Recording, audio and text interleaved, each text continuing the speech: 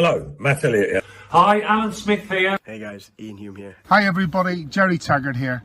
Be sure to watch Chris and Leicester Till I Die TV For all the latest Leicester City news and information. You can also subscribe on YouTube and various social media channels. for the latest updates and news on Leicester City Football Club. Come on, you foxes! Happen in 49, 61, 63 or 69 when they reach the final. But the class of 2021 have delivered. Leicester City are FA Cup winners at last and are history makers at Wembley. They have blown their rivals away. They have blown us all away in truth. Premier League champions 2016. The amazing Leicester City.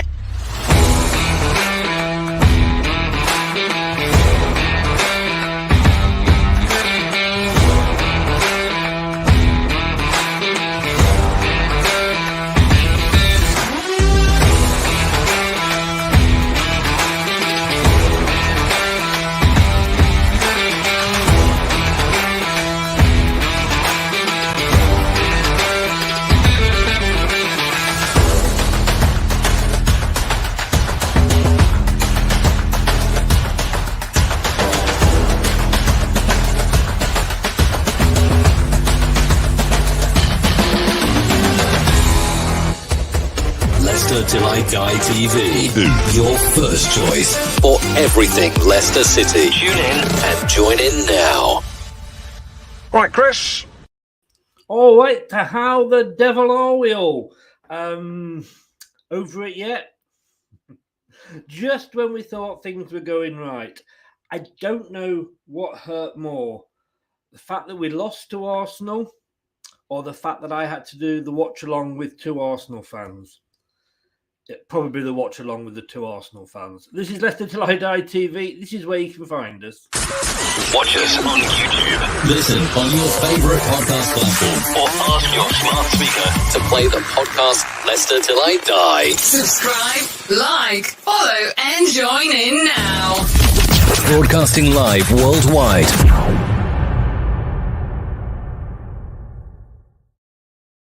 It is Leicester Till I Die TV on YouTube. If you're on there and you haven't yet, please do give us a subscribe. And if you can't watching this on catch up on the old podcasts, whether that be Amazon, Apple iTunes, Google, Spotify, Podcast Addict, thank you so much for listening. The podcast just goes from strength to strength. Well, we went, we saw, and we didn't conquer. We lost to Arsenal! Yes, we did, for those of a certain age. And let me welcome my guest in who sat there very patient in the green room. Rob, an Arsenal fan, you must be the happier of the two of us. Good evening. Oh, yeah, good evening. Yeah, well, obviously, I guess I'm feeling a little bit happier today than you guys are. But, yeah, I mean, we're playing well at the minute. And yesterday I thought was another example of the current form that we're in. And yeah. I thought we deserved a victory in the end. I think overall, and it hurts me to say this, you did. I think what was disappointing, well, I say disappointing. I mean, I would never predict against my team, and I was predicting that we were going to win, obviously. You're never going to predict that your team's going to lose. Yeah, but, you know, deep down, 31 times we've played you, well, 32 now, 19 you've won, and 13 of those have been at your place. I shouldn't have really been surprised, should I? No, maybe not. But having said that, the previous two seasons, you got a win and a draw. So, you know, you maybe had a little bit more recent good results at our ground. I know prior to that, you had a very poor record there. And obviously yesterday that maybe continued again. But I say I was a little bit nervous going into the game for the fact that I say last season you won the fixture 1-0. The season before you got a draw. Yes, Vardy scored in both of those games and he wasn't available. And that maybe gave me a little bit of hope. He seems to be the player against us that tends to cause us the most problems. And it was a relief when we've heard he was unfit to play. And in the end, maybe that perhaps swung it in our favour. I think it does. I think sort of as players, you look at it and think, yeah, that certain player's not playing. We probably used to think that if Bergkamp ever used to play in back in his day. I noticed you got his shirt behind you there. And I just, like I say, going into it, it was, I suppose, because we'd won sort of the last 4 or 5 games. We seem to be slowly turning it around. We've had a horrendous season all in all, with injuries and what have you. 22 players injured in some form or not this season, 9 of which are all defenders. It just seemed like another false dawn for us. But after a horrendous start for you, which was, you're doing a good impersonation of BBC's Pointless for the first 3 games, you are now sat in 4th position and your season's turned round. It has done, and I think that there's been several factors in that. One of the most important has probably been the fact that we haven't been in Europe, and we've had less games. Yeah. Subsequently, we've had less injuries this season than in previous seasons, and we've been able to get a more settled team. The new signings that we made last summer have settled in really well. And yeah, I think the fact that we've had less matches, you guys have had European competitions. A lot of the other teams in and around us where we are in the league are in Europe still. And I do think that makes a difference. And we've been in Europe so many years and we almost take it for granted. And it's only this season, because we're out of it, you can actually appreciate what a difference it can make to your domestic games, particularly in the Premier League. Yes, we haven't done so well in the cups. We lost disappointingly in the FA Cup, as of course if you did to the same opponents. But thanks for reminding me.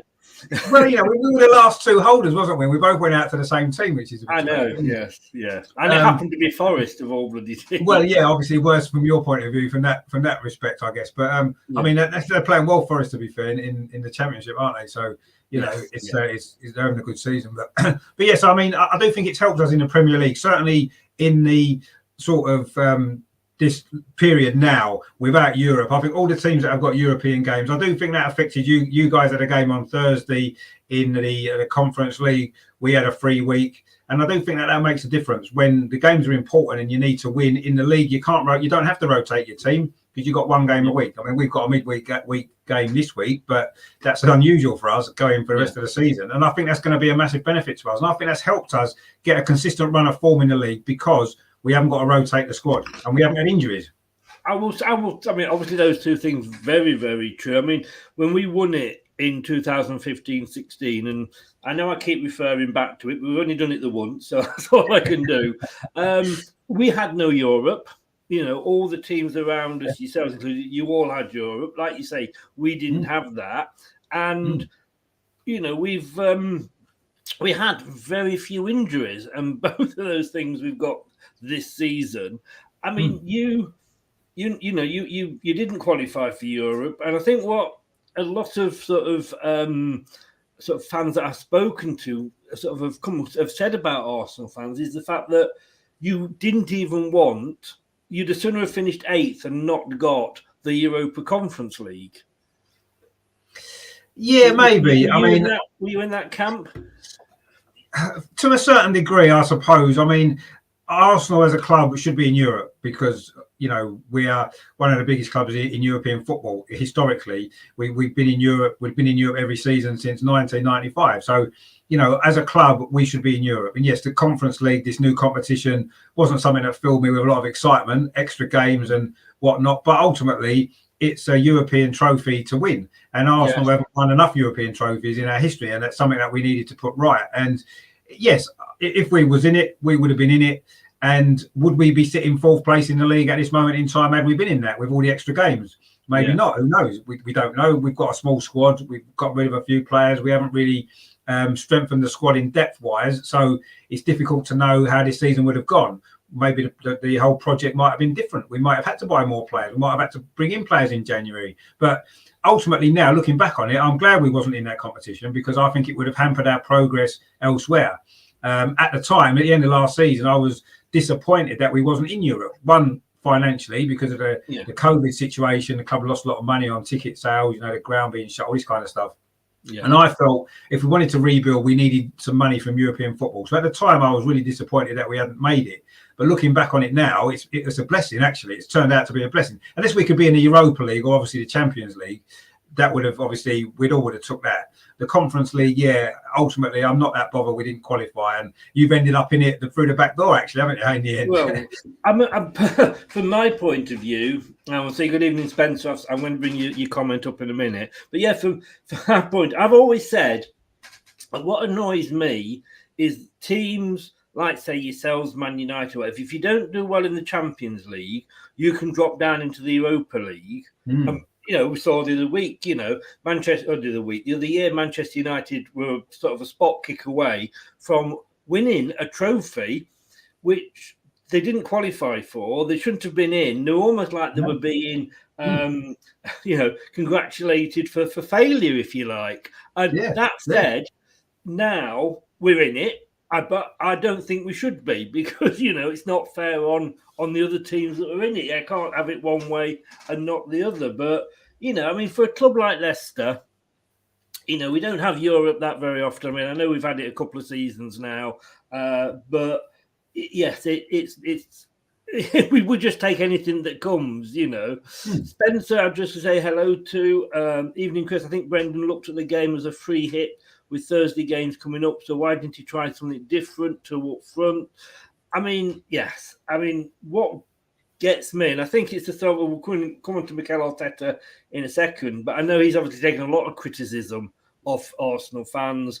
And I'm very much Brendan in. I love Brendan. I don't want him to go. I don't want to replace him, but I will criticise him when he makes what I think, for me, in my opinion, and it is only my opinion, bad decisions. And I think, when you were 2-0 down to you guys, and he takes off a right back and a defensive midfielder and replaces them with a right back and a defensive midfielder, it's like, put the white flag up and, because every game I want to at least, we might not have won it, but at least we could have given it a go. Actually, I was very surprised. I was very surprised at those two substitutions that Brendan Rodgers made at that point, because I'm thinking, right, he's making some changes now. He's going to get another attacking player on, surely. And he just made like-for-like substitutions. I know Ricardo Pereira is just back from injury, and maybe he was feeling it a little bit.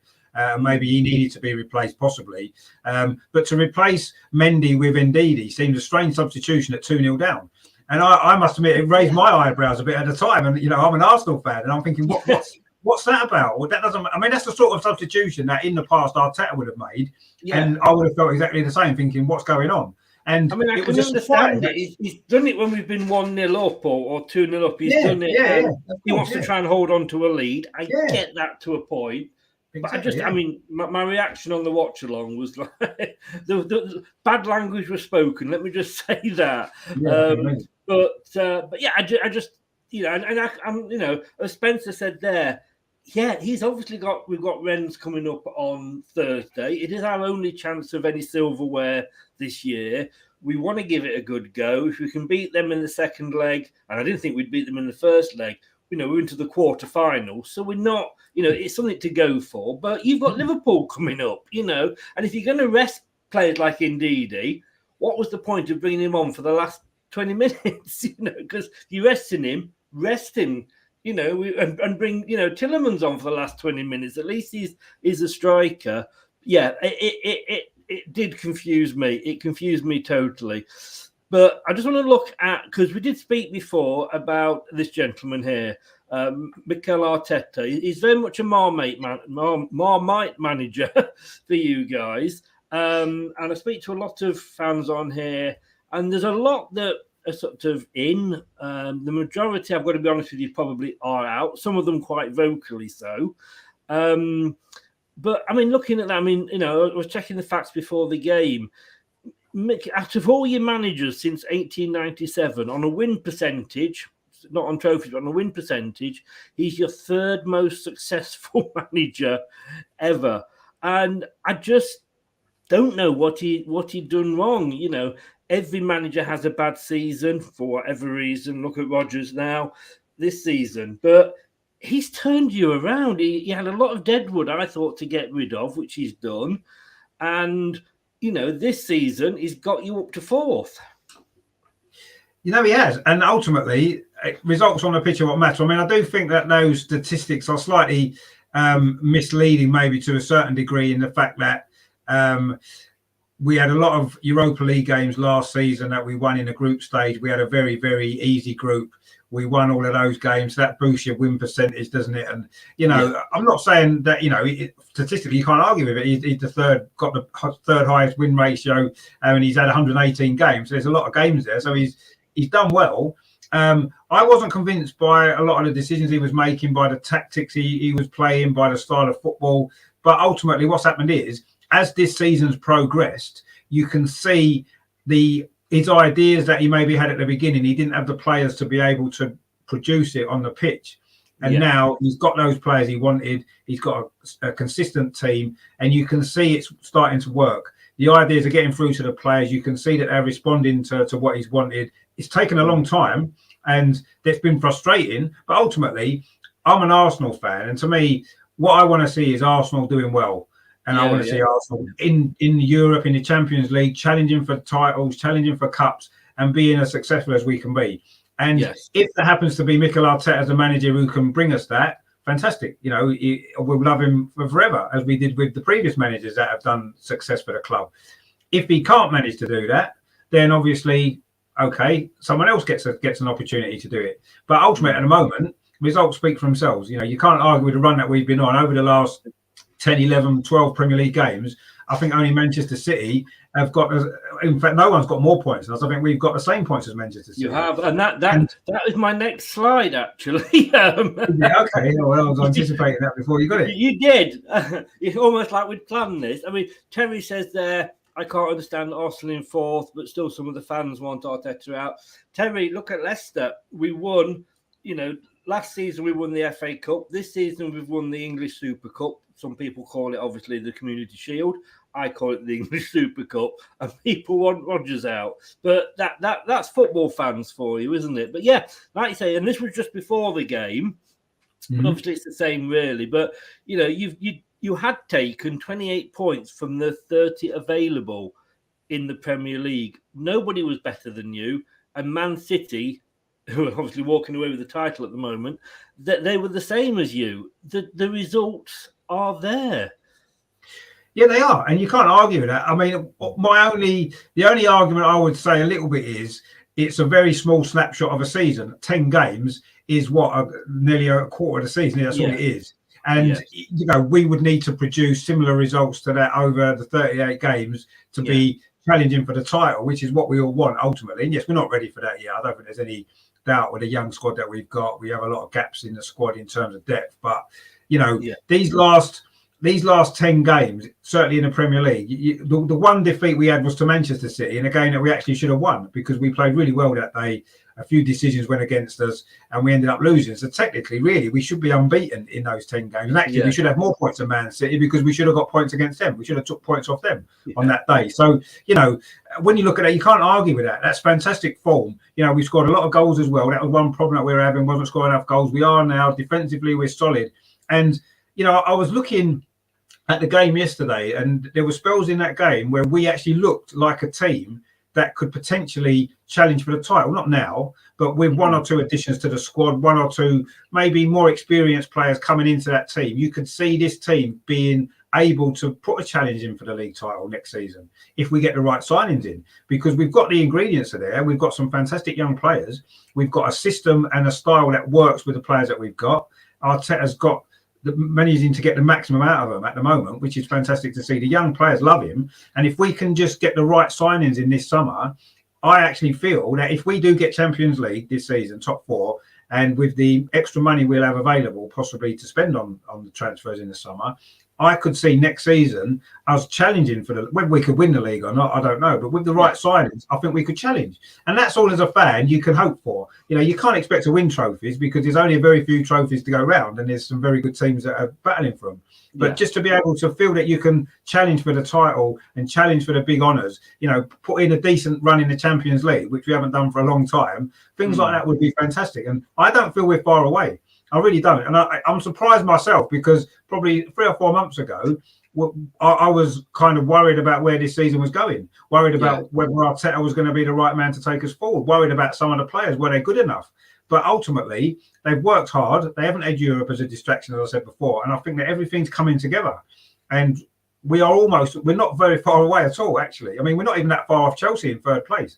In points time, we win our games in hand. And if we were to finish third this season, that would be an incredible achievement, first of all. But secondly, it would really set us up now for going forward. And I believe we could potentially challenge next season Liverpool and Manchester City. We could challenge them. We've challenged them over the last 10 games, and I don't see why we can't, with the right additions to the squad, the right depth added, why we can't go and challenge them over 38 games next season. Yeah. I mean, you did the first double over us since our Premier League winning season, so that's something else again. But I mean, these were the stats from the game the other day. We'll just bring them up on here. And, I mean, the possession was pretty equal. What always, and this is just my sort of bugbear here.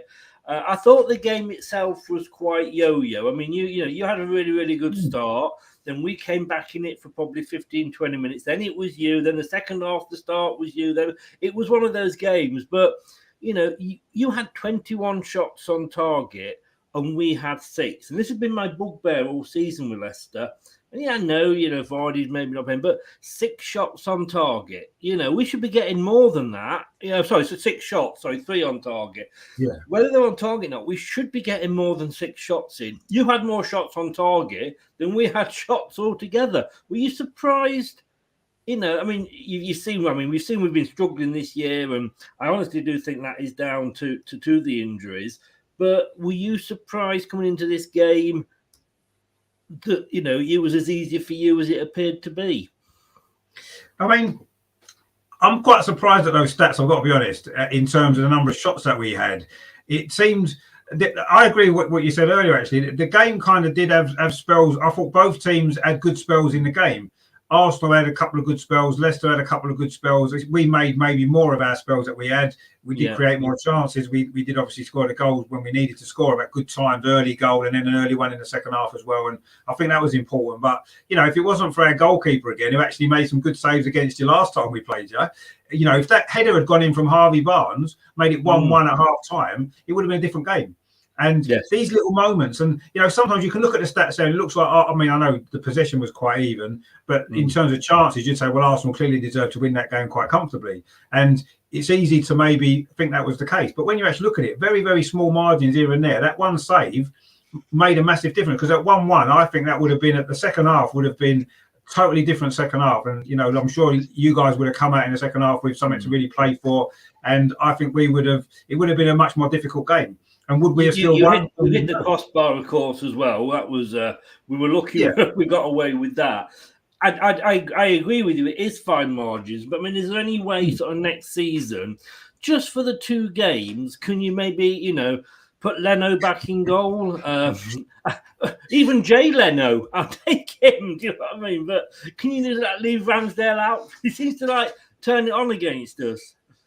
Well, he has this season, hasn't he? I mean, both games he's been outstanding, actually. And, we've won both games 2-0, and you could easily have scored 3 or 4 goals in both games if it wasn't for the goalkeeper. So, he's played well he's played well all season, to be fair. And he's produced a couple of high-profile saves in the 2 games against you guys, which is unfortunate from your point of view. But, he is a great goalkeeper. He's proven himself to be a great goalkeeper. And fair enough, yesterday there were 2 great goalkeepers, wasn't there? Because, Casper's been an outstanding goalkeeper a number of years, and I thought yesterday again he played well. He made some good saves. We could have scored 2 or 3 more, which would have been a bit harsh overall, I would have felt. But he's a good goalkeeper as well, isn't he? So there was 2 good goalkeepers yesterday. I thought there was a lot of good performances from both teams, actually. And at times in the game, Leicester played well. I didn't think Leicester played badly. I thought we had to play well to win, and we did.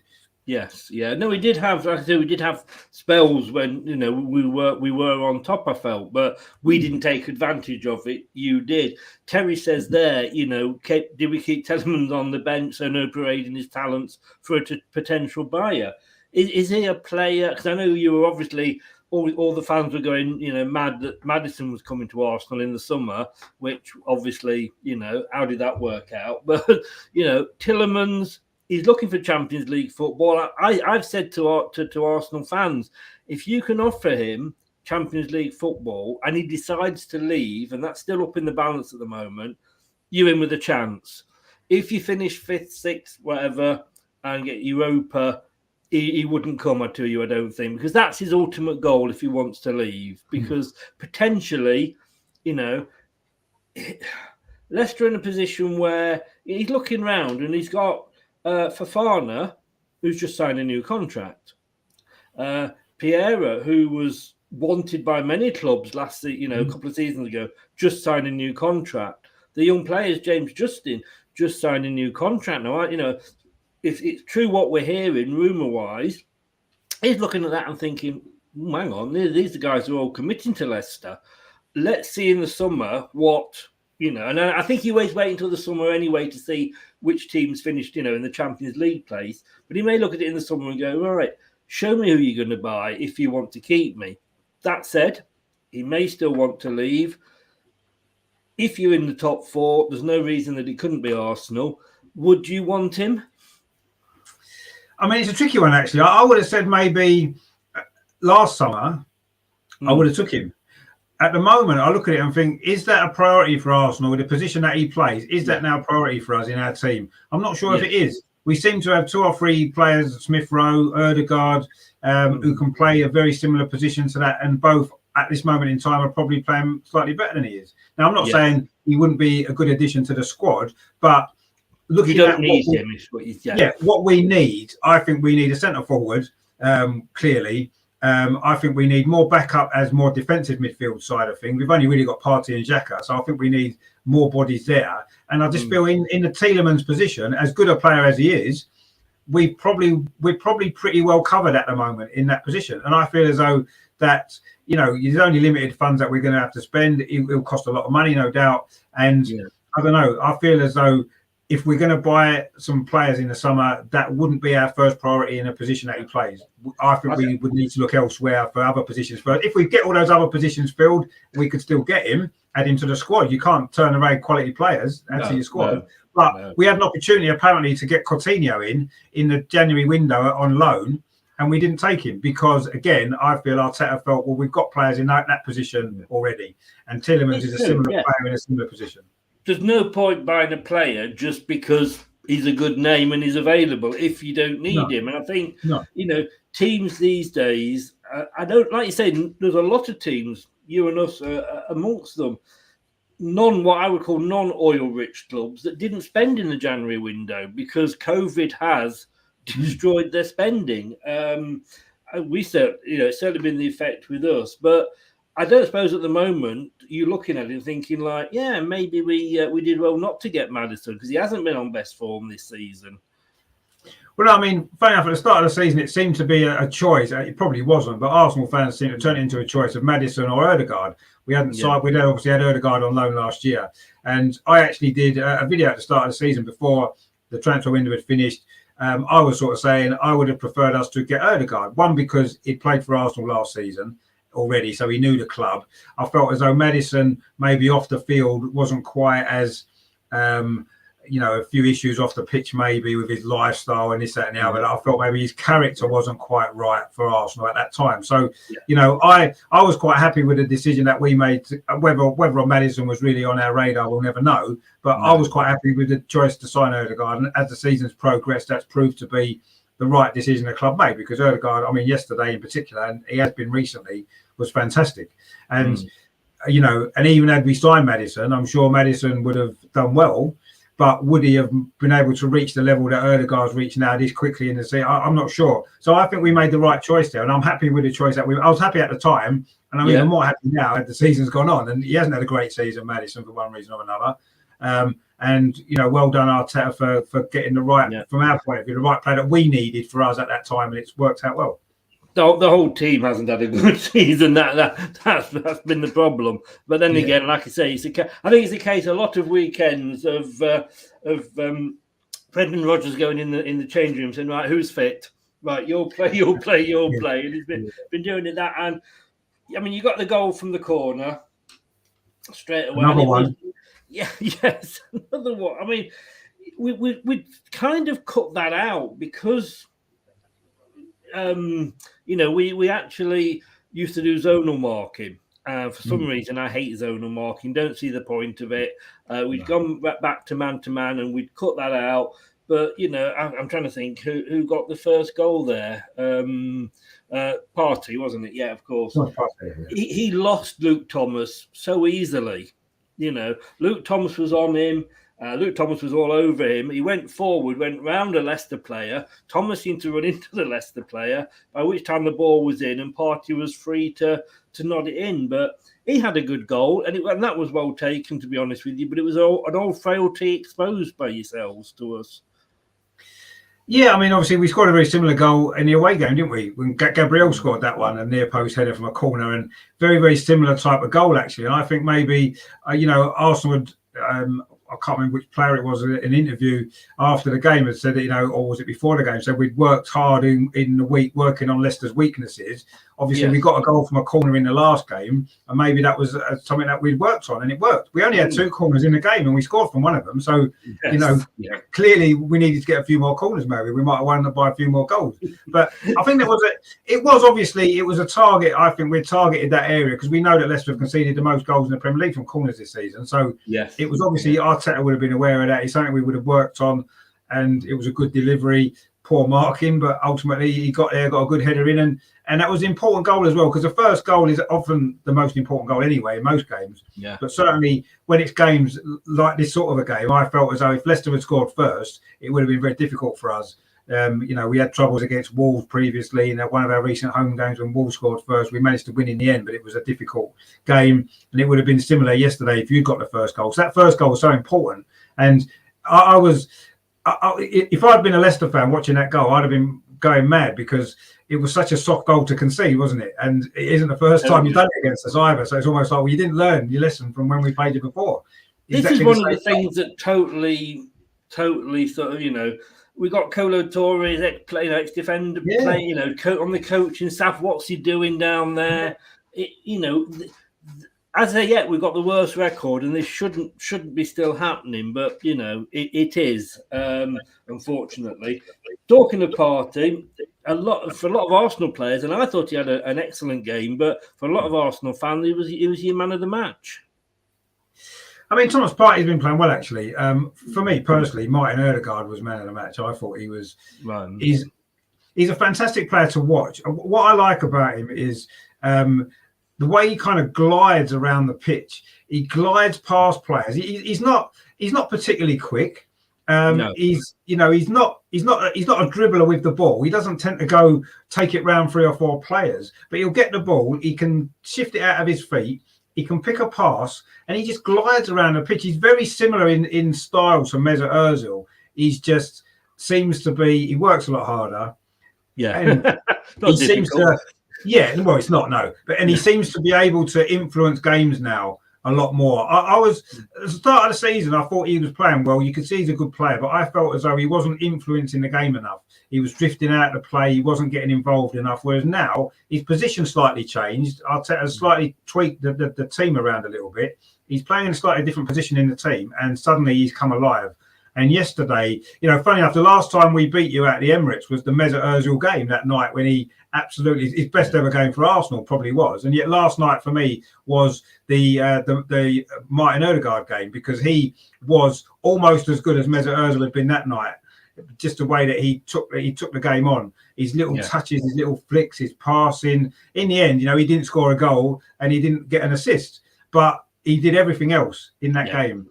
As an attacking midfield player, if you want to call him a number 10, he's not necessarily playing in a number 10 role so much, but in that sort of position on the pitch, that was almost a flawless performance from him. And he's been doing that regularly now. The last 5 or 6 games, he's been doing it constantly. And yesterday was probably his best game he's had for us, actually. And I thought he was magnificent. Just the way it's like he's ice skating sometimes, where he just glides around, and he's just so beautiful to watch. And being a left-footed player, I do think left-footed players look more elegant anyway. And maybe that's another reason why. But the way he's involved in everything, and everything comes through him. All our best attacks either started with Martin Ødegaard, or he was involved at some way in them. He was just fantastic, and he's been like this for a long time. And it's great to see, because I say there was all that speculation at the start of the season. A lot of Arsenal fans wasn't particularly excited that we signed him at the time. Yeah. He wasn't a marquee signing, was he? But he played for us last season on loan. You could see he had potential, and he's really blossomed. And I have to take credit for that, because he's tweaked the position in the team to get the best out of him. And the manager needs to be given credit for that, because that's been one of the keys to his upturn in form, because he's been probably since those sort of 10 games that you mentioned, that's probably been the 10 games when he's really started to dominate the play, and that's been one of the reasons why we're doing so well. We can't rely on just one player though, unfortunately, but he's been outstanding. Good evening to John. How the devil are you, sir? Welcome along. Terry says, well, if Arsenal keep winning, they'll have to shut AFTV down because there's nothing to moan about. That's contentious, but I know where you're coming from. And John agrees. Your second goal, I mean, first of all, controversial, I guess, but when I look at when it's a penalty, I always look at it and say, if it is the other end, how much would I be screaming for it? Yeah, I agree, and I've got to be honest with you, with that penalty, if it was me, I would be screaming for it. That said, the idea of VAR is for clear and obvious errors. And if you are taking as long to look at something as you know, I can't remember who the VAR guy was, but if you're taking as long to look at it as they were, then surely it's not clear and obvious, you know, and that's kind of what peed me off with it. Yes, I mean, you couldn't see, for me, when they were showing the replays on the telly, they couldn't you couldn't see whether he'd actually did hit his hand or did it go down, he moved out of the way. But look, like I say, it was given, and, you know, I've got to say, yeah, I would have screamed at the other end for it. I think VAR, like I say, if they're taking that long, then it shouldn't be. He took it, and then we look at this. You know, now, you know, the question is he interfering with play? You know, is he encroaching, basically? But I think there's another player on the other side as well that was coming in that Casper was shouting about. But, you know, would you, again, if it had happened the other way, would you have demanded it to be retaken? I mean, I've always looked on a player encroaching like that. If that player then scores a rebound, it's got to be disallowed. But the fact is, the penalty went straight in, so it's made no difference to the goal. Yes. So and this would be if it's against Arsenal. I mean, there was one we had against Tottenham a couple of years ago away for a last-minute penalty. Aubameyang took it, and the goalkeeper saved it. We had a follow-up shot, and the guy that had encroached for Tottenham and then cleared it off the line. Now, he wouldn't have been there had he not encroached, because that gave him the extra yard or 2 yards to get there in time to clear the ball. So that should have been retaken, that penalty, on that basis. Yeah. And if Casper saves that and Saka scores, I wouldn't have had any problem with that being disallowed, because you can clearly see he was encroaching. He's then got an advantage. There was no advantage for him encroaching there because we scored straight from the penalty. It went straight in. Yeah. So it wasn't even like, even if, I think maybe if Casper saved it, and even if Saka doesn't score, if he's involved in the next phase of play because he's got 2 yard advantage, again, it shouldn't be, you know, that should be looked at. But I think in those circumstances, he scored the penalty. It's made no difference. You can't really disallow it, can you? I mean, yeah, I know sort of when I was doing the watch along that Melina and Anthony, the two Arsenal fans I was doing it with. I'm a sucker for punishment, am I? And basically, well, Melina certainly, with no way did she want Lacazette to take the penalty. He scored. I suppose the only argument is, because to me he's not encroaching, because, you know, he's literally just stepped over the line at that point. I suppose the argument is, was he a distraction? But then I suppose you've got to turn around and say, well, in fairness, Michael should have been watching the ball and where that was going. I think without that, you would have won anyway, and you did enough to win. But I just, it is sort of, like I say, I think the fact that had followed on from what felt like 20 minutes to make the decision in the first place. And once the referee goes over to the line, to the camera, the side of the pitch, you know it's going to be given, you know. Yeah, they only ever go. They're told to go to the screen if they're going to have to change their mind. Essentially, that's always seems to be the case. That's what they do. If the referee goes to the screen, he's going to change his mind on the original decision, whatever it is. And that was, I mean, to be honest with you, we saw 50 replays of it, and yes, it did strike his arm. I don't think there's much doubt it didn't in the end. But did that make any difference? I still think the ball gets cleared off the line. It didn't really alter the path of it significantly. No, it didn't stop it going in, and I personally, if that had been given against Arsenal, I would have been fuming because, it wasn't like it didn't deny a goal scoring opportunity. He wasn't trying to stop the ball going in. He was literally just the way his arm happened to be at the time, stretching to try and block the ball. And I felt that was quite a harsh penalty. I've got to be honest. It went in our favour. I wasn't going to moan because VAR have given us some terrible decisions this season and previously. But I personally would have been, and I look at it the same as you. I look at it, how would I have felt if that penalty was given against us? And I would have been furious because that didn't make it. Was the handball thing now is getting a bit silly, isn't it? Some things are handball, some things aren't. Yes, the ball touched his hand. There's no doubt about that. When you look at the replay, you can see it did. It slightly moved it very fractionally, but the guy on the line would have booted it out anyway, regardless. Yes. It didn't make any difference to that move, and he wasn't trying to get an advantage by using his hand. He didn't even mean to do it. And personally, I would have.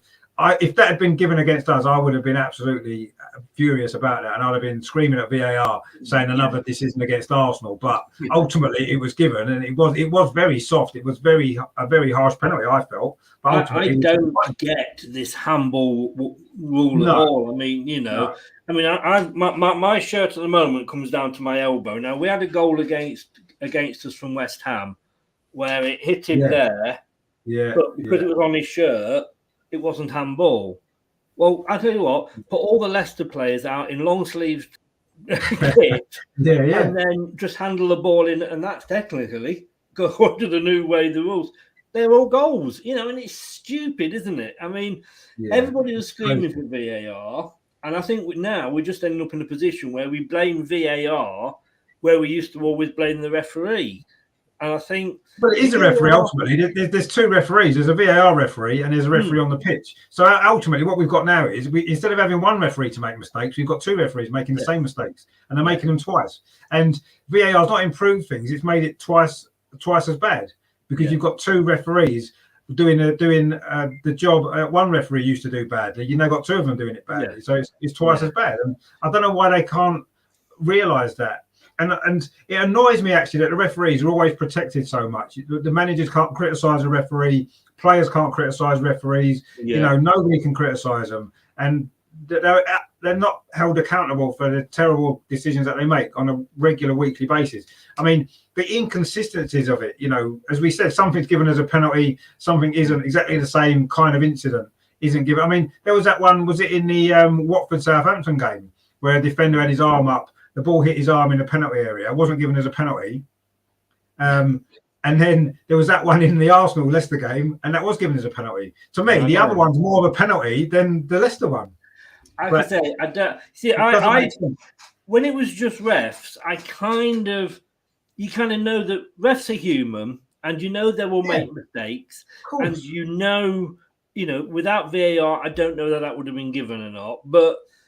It kind of, I know it's an old saying, or it evens up over the season, but usually it kind of did, But I think with VAR, because it's like it's being watched, it should be getting everything right, and it's not. But I think what they've got to look at is, VAR is good, but it doesn't fit with the rules that we've got at the moment. And I think they need to go away and actually change the rules to fit VAR rather than trying to make VAR fit the rules.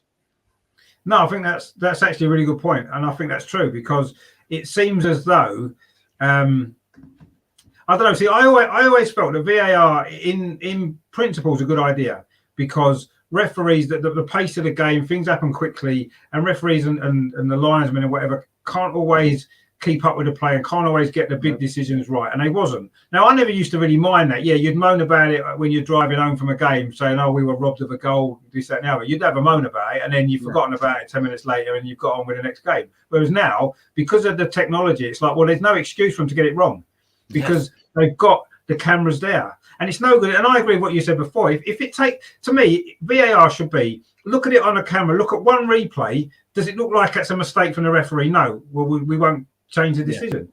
Yeah. If it's an obvious mistake, which is what it was meant to be for, then you change it. But if you, like you said, with the offsides as well, if you've got to spend 10 minutes looking at it, it's not offside. If you've got to spend 10 minutes looking at a handball, it's not handball. Yeah. Don't give it as handball. And that's how it's got to be. And there should be some way of not necessarily changing the rules of the game, just changing the way they use VAR, changing the way that they use it maybe, and saying, look at, give the VAR guy in the studio with a screen one replay. That's it. And if he can't see an obvious error from what was given on the pitch, carry on. That's the thing, is the obvious error. And like exactly, if you have to take 20 looks at it, it's not obvious. It doesn't have to be exact. It doesn't, when they do the offsides, it doesn't matter if he's a millimetre offside. If it isn't obviously offside, then don't give it as offside. The advantage should be to the attacking team. We want more goals in the game. Yeah. So they need to change the way they use VAR maybe, rather than maybe adapting the rules. Because I think if you adapt the rules for VAR, then the game's going to become very robotic. And I don't think that's the right way. I think we should let the game flow and only check the replay once or twice. That's it. From maybe a different angle. You've got the referee's view. Check it from a slightly different angle. Is that a mistake by the referee? No. Play on. That's all it needs to be used for. And that way you'll get the real errors right. And everything else will just be down to... Because I don't think you can take too much away from the referee on the pitch. The referee on the pitch has got to be the referee the game. Yes. And unless he's made a really... bad error, or the linesman's made a bad error with an offside, then put that right. We've got the opportunity to put that right, and that's what we should use. But don't just use it for everything. It doesn't have to. We had it in the FA Cup when Chilwell's equaliser. If that had been the other way around and it wasn't given, I mean, he was literally millimeters offside, but it had to be given because they'd been given all season. Imran says there, and good evening, Imran. How are you? Welcome along. I think your first time tonight. I've not seen you before, but you're most welcome. Thanks for joining us. It should be used for blatant handballs or blatant, like you say, blatant mistakes. That's what it should be used for. Of course. Sending the wrong player off. We are making football too scientific, very, very much so. I mean, for me as well. I mean, I have a couple of ex-players that come on here, and when you look at sort of the players that play in the Premier League, the English players, the chances are they're going to have some sort of media career probably after that.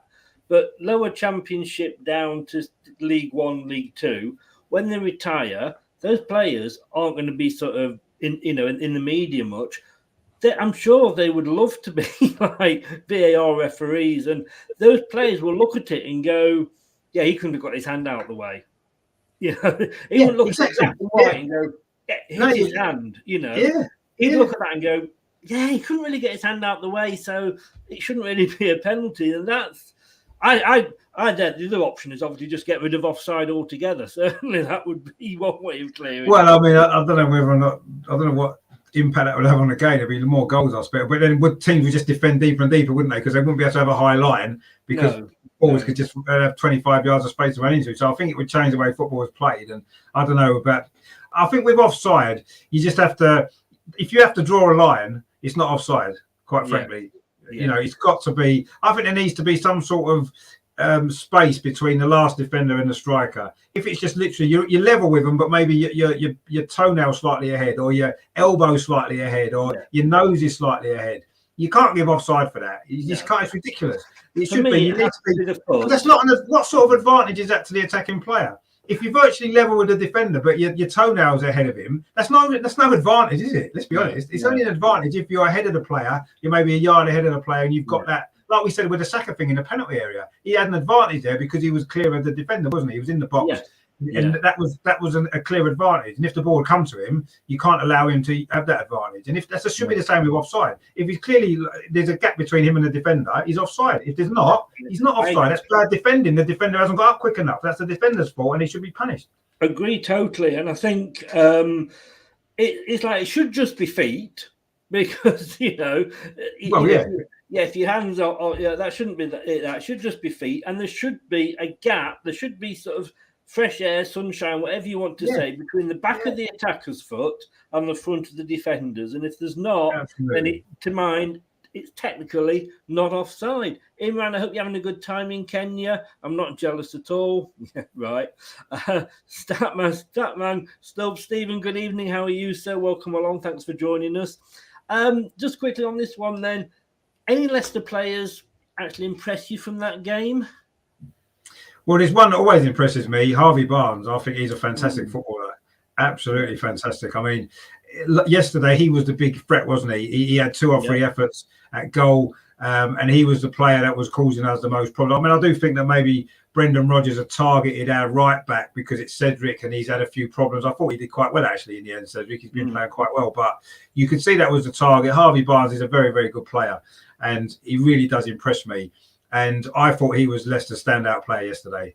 Again, pretty much every time I watch Leicester and he's playing, I love Harvey Barnes. I think he's a fantastic footballer. He's great to watch, and he's a threat, isn't he? He's scoring goals, and he's a big threat. And I thought he played well. We don't rely. I mean, everybody says about Vardy, but we don't rely just on Vardy. Lookman, if he's on, Tielemans, we know, has got a shot on him. Barnes is as well. And down that left-hand side, you've got Luke Thomas, Kieran Dewsbury-Hall, and Harvey Barnes, all of who came through the academy together, and it's that the link-up play that they've got is unbelievable, you know. And when you watch them, Imran says Barnes is good, just needs to improve his decision making and finishing.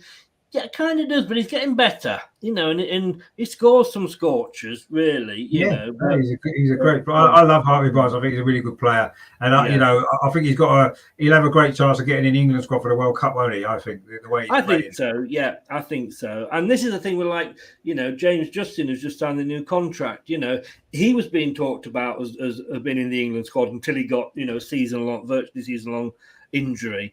But I mean, looking at that table there, I mean, you're in 4th. The Liverpool, Chelsea, and Arsenal there, all with just green. You know, it's like a Tom Jones song, isn't it? The green grass at home. You know, and we all wish that our teams were like that. You're in 4th. You've got 2 games on Chelsea, and you're 8 points behind. You've got 3 games on Man United, and you're 1 in front. I mean, everybody who watches this channel regularly will know I have a bit of fun with the Arsenal fans. It's mainly this sort of, you know, that we should be in the Champions League because we always have been, you know, and not that we've got to earn our right to be there. We should just be there. And I do get wound up. But I've got to say, and I did say this before the game, if you don't get 4th, you've thrown it away. Looking at that league table now, you would have to say that's the case because, like you said, we've got 3 games in hand on Man United, 3 games in hand on West Ham, 3 games in hand on Wolves. You know, we've got a game in hand on Tottenham, and we've got a 6-point advantage. We do have to play Tottenham as well still.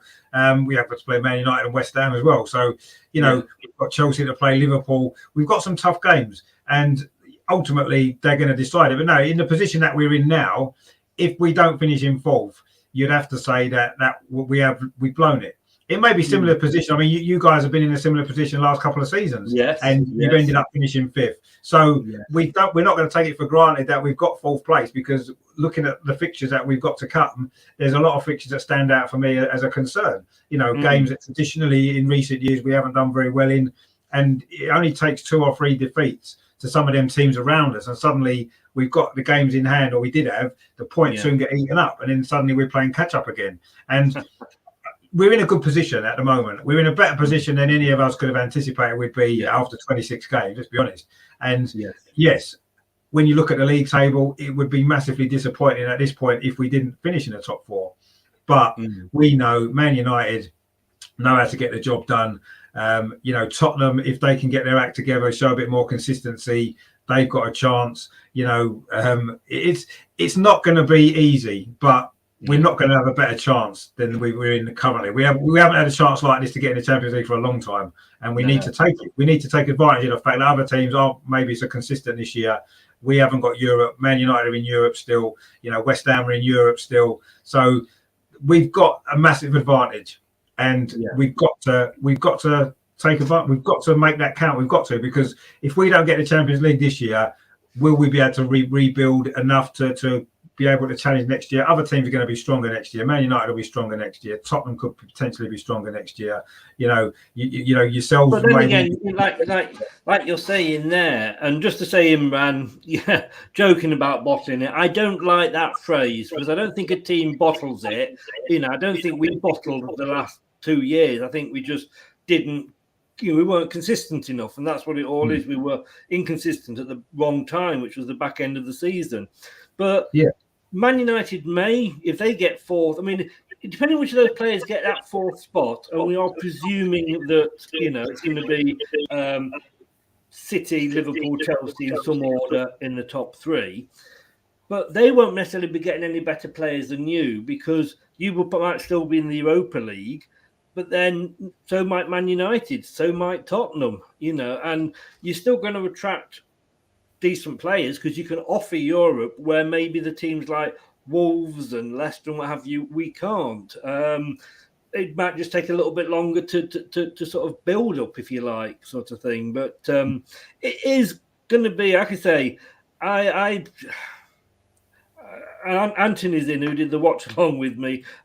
Please don't listen to this, Anthony, because I'm never going to say it again. But if I had to choose between Arsenal and Man United for that fourth place, I'd sooner want Arsenal.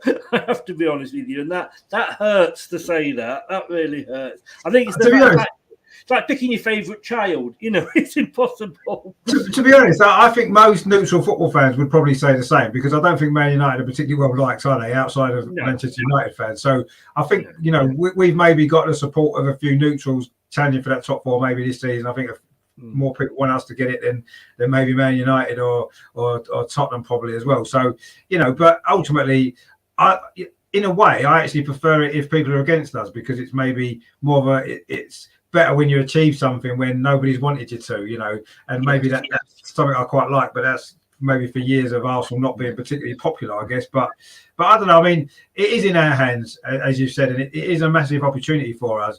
And with the young squad that we've got, it would be a fantastic achievement as well, I think, for us to have finished top four this season. No one would have, before the season started, we finished 8th the last 2 seasons. We started with those 3 defeats, as you said, bottom of the league, no points. And for us to even be in a position that we're challenging for the top 4 is an achievement in itself. But if we can actually go on and do it, then it would be incredible, really. And it would be, Arteta would need to take a massive amount of credit for that. He would have to be in with a shout of manager of the year, actually, with the squad that he's got, the age of the squad, which is the one that was probably, I think it's the youngest sort of starting squad in the Premier League. And for him to have done that this season, he'd have to be in the running for. He won't win it, obviously, because whoever wins the league tends to get manager of the year, even though he's the most money.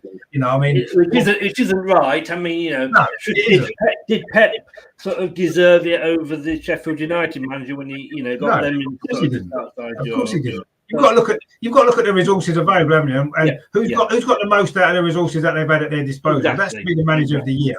And just because you've won the league doesn't necessarily mean you've done that. Because let's face it, with the money Man City have got, with the players that they've got, you'd have to be a pretty poor manager not to have them challenging for the league, wouldn't you? Let's be honest. Exactly. So I think you have to look at it like that as well. And maybe they need to rethink the manager of the year thing and. On what basis it looks better giving it to Pep than it does to somebody outside the big six, so to speak. Anthony says here, I hope we get 4th, but I can see Arsenal being Arsenal and slipping up. Anthony, seeing as you're in, and I'm sure if any Arsenal fans, apart from yourself and yourself there, Rich, are watching this, I'll do this. I wasn't going to do it today, but let's just do it anyway.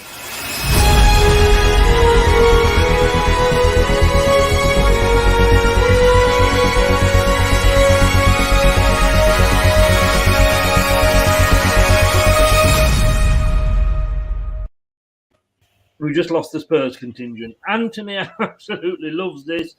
Just an update to all football fans out there that since Tottenham last won a trophy, it is 14 years, 14 days, 2 hours, 31 minutes, and 4 seconds. So just so Tottenham sort of know where they are in the. If we wanted to look at the last time Tottenham won a trophy that mattered, i.e. something like the league title or the FA Cup. Now be careful there because we won a couple of League Cups as well. So don't be missing that. Yeah, but you see, you're Leicester, and you don't pretend to be a big club in the sense that Tottenham do. So, Yes, you know, yeah. and you've won. I mean, you've won the league more recently than we have. So I'm not going to start saying anything else. But you've certainly won the league a lot more recently. Yeah, exactly. Yeah, I mean, it's been a long time since we've seen that. So, you know, but you know, Tottenham pretend they're a big club, and they've won 2 league titles in their entire history, and the last one was in 1961. So, you know, Huddersfield have won more league trophies than Tottenham. So does that make Huddersfield a big club? Apparently, yes. When I put that argument to Tottenham fans, but well, I mean, Tottenham fans need to kind of get a grip on reality. Really, you know, their biggest achievement in their whole life is finishing above Arsenal. That's it. That's all they strive for every single season. And the last few years, they've achieved it. Fair play to them. But ultimately, I don't really care about that. What I care about is winning trophies every so often. And Tottenham seem to have a very, they don't seem to, you know, for whatever reason, they don't seem to like winning trophies, do they? They take pride in the fact that their 2 strikers have got the most goal combinations in Premier League history, as though that's an achievement. You know, it doesn't matter. Maybe they've got a rosette in the couple of rosettes in the I say trophy cabinet. Let's call it a pantry. You've got a bigger trophy cabinet than Tottenham. You've got a bigger trophy cabinet behind you than what Tottenham has. Yeah, this is true. And there's more in it. There's more in it. Exactly. There is. Yeah. Rich, thank you so much. Well done for yesterday. It does hurt to say that, but I've got to say, for most it was disappointing because we just seemed to be getting into the winning ways again, and we thought we'd got sort of last season's form back. But overall, like I say, I've got to say you deserved it. So well done. Thanks for coming on. Give everybody a shout out. Your links are in the description below on YouTube, but just give a shout out to where everybody can find you. Yeah, the channel's over and over and over again. We do a load of good stuff on Arsenal. We cover the Arsenal women as well, which is something that I really enjoy.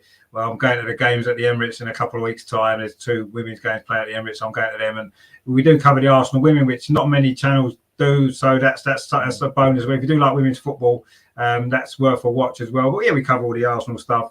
We have a couple of regular shows a week and watch-alongs and all kinds of stuff as well. So I like to focus on the history as well of football, but of Arsenal as well. I feel history is important, you know, not just because Tottenham don't have one and Chelsea don't really have much of a history, but I like to focus on history because I think it's important in football, you know, where you've come from and all those great moments and memories from and even if you are a Tottenham fan and you haven't got memories of winning stuff, you still have great memories of watching the team play and all things like that. That's important, isn't it? I think the history of football, and we've seen now modern football's changed with VAR and everything else, and I quite liked, you know, football back in the day when, I don't know, it just seemed more natural, more real.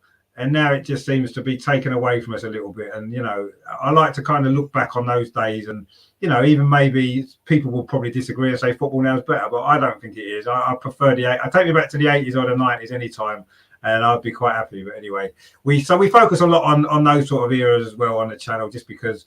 When I was a lad, yeah, you can get proper meat. It's a bit like that. It is a little bit like that, but it is fun as well. We do have a lot of fun with it. But yeah, I mean, I personally like them days better. But anyway, you know, football's what it is, and we have to enjoy it as much as we can.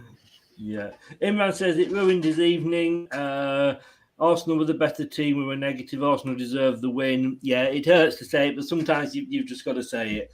Get over and follow Rich. He has got a good channel over there. I said the links to your YouTube, and you've got a couple of Twitter accounts, personal and the Gunner one we can see there on the screen. Thanks so much for coming on. Good luck for the rest of the season. Like I say, let's see if we're going to be talking about you being in the Champions League next year. But let's hope so. Let's hope so. I say thanks for having me on. I enjoy watching your channel as well. You do some great stuff. It's good fun away. So thank you very much. Great to chat to you again. No worries. It was only just today I realised that because when you on say Dan's channel and he says Rich, I hadn't put you and over together. So I'm a bit slow. I'm like a Marty when he wakes up. But thanks very much for that. It means a lot. And take care. And I'm sure we'll speak again before the end of the season. No, I'm sure we will. Take care. I'll probably see you on Dan's channel anyway. More than likely. I'm on there on Friday as always. Yeah, I love that. Thanks very much, mate. Cheers, mate. Cheers. Take it easy. Bye-bye. Thanks to Rich there. Nice of him to come on. Magnanimous in winning. Imran, thank you very much. Foxes never quit. No, we do not. Maybe we just like taking the punishment, I'll tell you. Imran, I don't know if you have or not. I hope you have. If you haven't, and anybody else that hasn't done it yet, this is what I'd like you to do.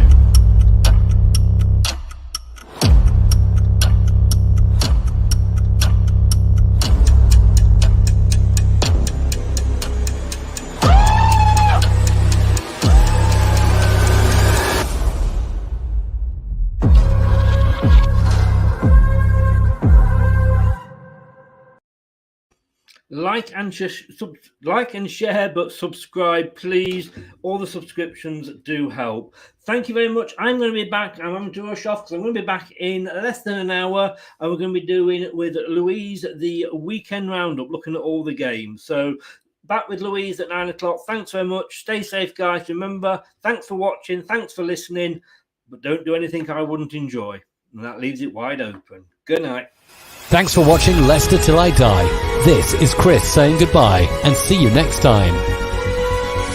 Follow us on Facebook, Twitter and Instagram.